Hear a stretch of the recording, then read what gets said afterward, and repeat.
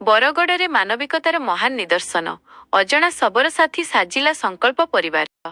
ଆଜିର ସ୍ୱାର୍ଥପର ଓ ବ୍ୟସ୍ତବହୁଳ ଦୁନିଆରେ ଯେଉଁଠି ସମ୍ପର୍କର ଅନ୍ତ ଘଟିବାକୁ ବସିଛି, ସେଠି ପୁଣି ଥରେ ଜୀବନ୍ତ ହୋଇଉଠିଛି ମାନବିକତା।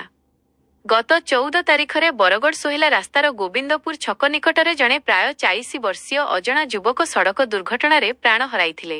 ଦୀର୍ଘ ସମୟ ଚେଷ୍ଟା ପରେ ମଧ୍ୟ ତାଙ୍କର କୌଣସି ପରିବାର କିମ୍ବା ଆତ୍ମୀୟ ସ୍ୱଜନଙ୍କ ସନ୍ଧାନ ମିଳିନଥିଲା। ଶେଷରେ ବରଗଡ଼ ସଦର ଥାନା ପୁଲିସର ଆଇନଗତ ପ୍ରକ୍ରିୟା ଶେଷ ହେବା ପରେ ଜିଲ୍ଲାର ଅଗ୍ରଣୀ ସାମାଜିକ ଅନୁଷ୍ଠାନ ସଂକଳ୍ପ ପରିବାର ମୃତକଙ୍କ ଶେଷ ସାଥୀ ସାଜିଛି।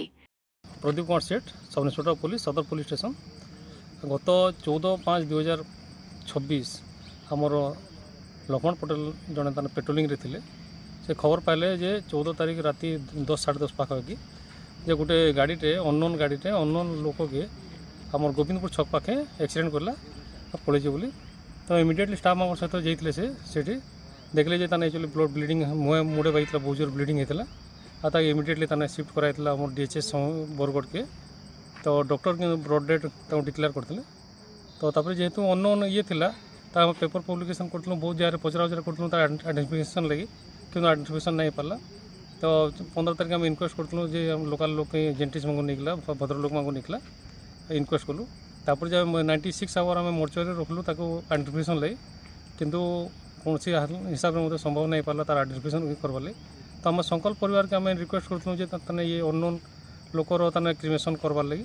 तो बहुत बहुत धन्यवाद जे संकल्प परिवार हमको हेल्प कले क्रिमेसन करवार लगे अननोन लोकर। तो आज आम संकल्प परिवार सहित आसिकला डेड बॉडी के मोर्चरी बाहर कलु आनिकला एबे पिपली मुंडा जगार से आम एबे क्रिमेसन कलु।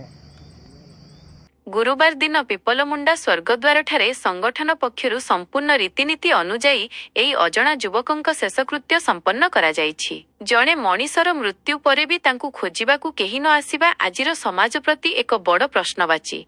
एभली स्थितिरे संकल्प परिवार निजर आपणापणिया देखाई मानविकताकु जीवंत रखिछि। एही महत् कार्ୟରେ संकल्प परिवारर सभापति विकास अग्रवाल, संपादक जी रमेश, चिन्मय पांडे, नीलेश प्रधान, उदित प्रधानଙ୍କ सह सदर थानार इन्स्पेक्टर प्रदीप कुमार सेठ और पुलिस कर्मचारी माने उपस्थित रही सहयोग करथिले। संकल्प परिवारर एही महानताकु सहरवासी उच्च प्रशंसा करिसंती।